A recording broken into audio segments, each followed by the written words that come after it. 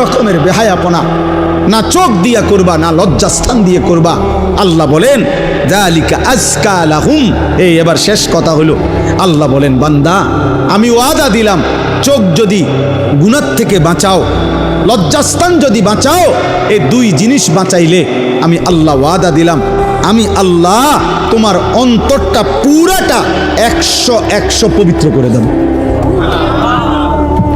যালিকা আজকা লাহুম, আজকা মানে সর্বাধিক পবিত্র করে দেব, 100 দিল সাফ করে দেব, কলিজাটা পবিত্র করে দেব, কালবটা পবিত্র করে দেব, অন্তরটা আলোকিত করব।